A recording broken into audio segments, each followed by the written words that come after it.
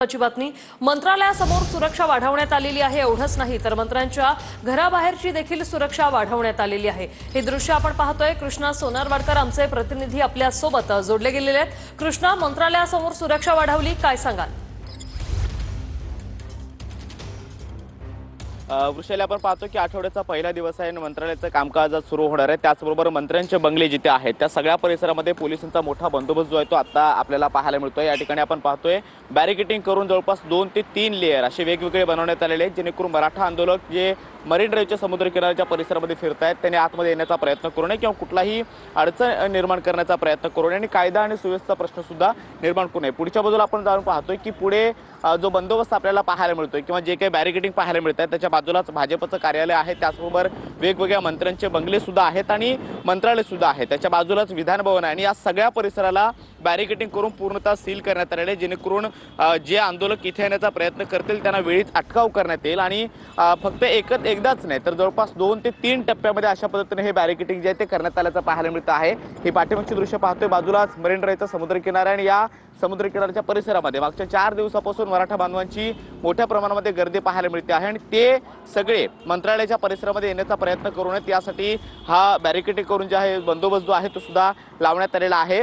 आज दिवसभराचं हे जे काही मंत्रालयाचं कामकाज आहे त्यामध्ये मंत्रालयातले वरिष्ठ अधिकारी असतील किंवा जे मंत्री असतील जे मंत्रालयामध्ये कामानिमित्त येतील त्यांना कुठल्याही पद्धतीची अडचण होऊ नये यासाठी हे बॅरिकेडिंग करून पोलिसांची एक मोठी फौज या ठिकाणी तैनात करण्यात आलेली आहे आणि काही मोजक्याच गाड्या त्याही पडताळणी करून आतमध्ये सोडण्याचा प्रयत्न पोलिसांच्या माध्यमातून केला जातोय। तर दुसऱ्या बाजूला आपण पाहतोय जिथे भाजपचं कार्यालय आणि त्याचबरोबर त्याच्या पाठीमागे असणारे जे काही मंत्र्यांचे बंगले आहेत त्या ठिकाणी सुद्धा मोठी सुरक्षा व्यवस्था जी आहे ती तैनात करण्यात आलेली आहे। 2 ते 3 लेयर वेगवेगळ्या ठिकाणी पाहायला मिळत आहेत आणि वाहतुकीसाठी पूर्णपणे हे रस्ते जे आहेत ते बंद करण्यात आलेले आहेत।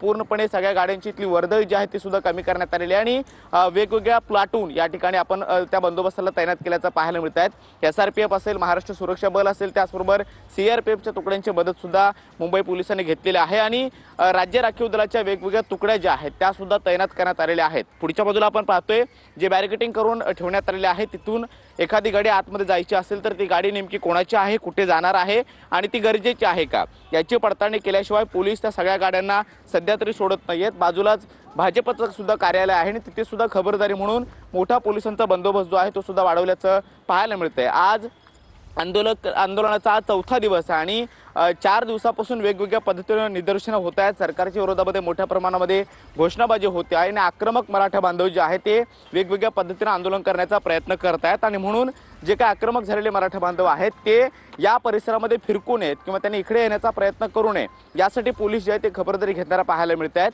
मंत्रालयाचा हा समोरचा जो काही रोड आहे तो आपण पाहतोय पूर्णपणे वाहतुकीसाठी बंद करण्यात आलेला आहे आणि पोलिसांच्या गाड्या सुद्धा या ठिकाणी मोठ्या प्रमाणामध्ये तैनात केल्याचं पाहायला मिळतं आहे। SRPFच्या तुकड्या आहेत त्या सुद्धा या ठिकाणी लावण्यात आलेल्या आहेत आणि मंत्र्यांचे जे काही बंगले आहेत त्या मंत्र्यांच्या बंगल्याच्या बाहेर मोठा पोलीस बंदोबस्त सध्या तरी पाहायला मिळतो आहे।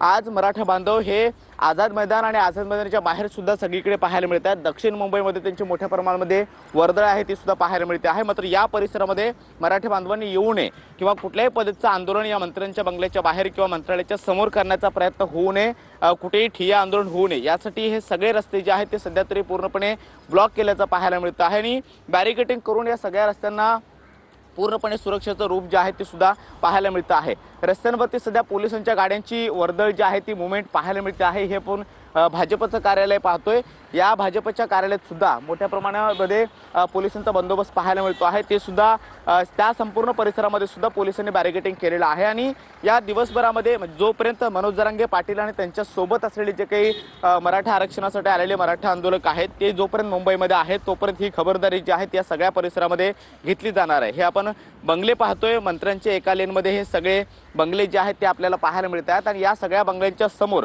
मोठा पोलीस बंदोबस्त जो आहे तो या ठिकाणी तैनात करण्यात आलेला आहे। आंदोलन कुठल्याही स्वरूपाचं आक्रमक पद्धतीने होऊ नये किंवा त्या आंदोलनाला आक्रमक रूप येऊ नये यासाठी पोलीस सर्वतोपरी प्रयत्न करत आहेत। पुढच्या बाजूला आपण पाहतो की प्रत्येक मंत्र्यांच्या बंगल्याच्या बाहेर काही पोलीस कर्मचारी जे आहेत ते सध्या तरी तैनात करण्यात आलेले आहेत आणि बॅरिकेडिंग जे आहे ते वेगवेगळ्या लेअरमध्ये सध्या तरी पाहायला मिळत आहेत। त्यामुळे हे लेअर क्रॉस करून पुढे जायचं असेल तर या लेअरच्या प्रत्येक ठिकाणी पोलीस जे आहेत ते प्रत्येक गाडीची चौकशी सुद्धा तुमची करतायत आणि सगळ्या गाड्यांना पडताळणी करूनच आतमध्ये सोडण्याचा प्रयत्न पोलिसांचा आहे। मरीन ड्राईव्ह अगदी काही 500 मीटरच्या अंतरावरती आहे आणि तिथे मराठा आंदोलक गेल्या 3-4 दिवसापासून मोठ्या प्रमाणामध्ये गर्दी करतायत, हलगीच्या तालावरती ठेका धरतायत, त्याचबरोबर वेगवेगळ्या पद्धतीनं निदर्शनं सुद्धा करतायत आणि म्हणून मरीन ड्राईव्हच्या परिसरात असणारे मराठा आंदोलक जे आहेत ते या सगळ्या परिसरामध्ये येऊ नये म्हणून सध्या तरी पोलीस जे आहेत ते खबरदारी घेताना पाहायला मिळतात। या ठिकाणी आपण पाहतो या राज्य राखीव पोलीस दलाच्या गाड्या वेगवेगळ्या ठिकाणी तैनात करण्यात आलेल्या आहेत आणि SRPFच्या ज्या प्लाटून आहेत त्यांना सुद्धा बंदोबस्ताची जी काही जबाबदारी आहे ती देण्यात आलेली आहे। त्यामुळे मंत्रालयाचा परिसर सध्या तरी पूर्णपणे सुरक्षित मानला जातोय, मात्र आंदोलन या ठिकाणी होऊ नये याची खबरदारी सध्या पोलिसांच्या माध्यमातून घेतली जाते आहे। त्यामुळे कायदा आणि सुव्यवस्था कशा पद्धतीने राखला जातो आणि पोलीस कशा पद्धतीने ते पार पाडतात हे पाहणं महत्त्वाचं असणार आहे। वृषाली, धन्यवाद कृष्णा, तुम्ही दिलेल्या या माहितीसाठी। आता आपण थेट जाणार आहोत CSMT स्थानकात।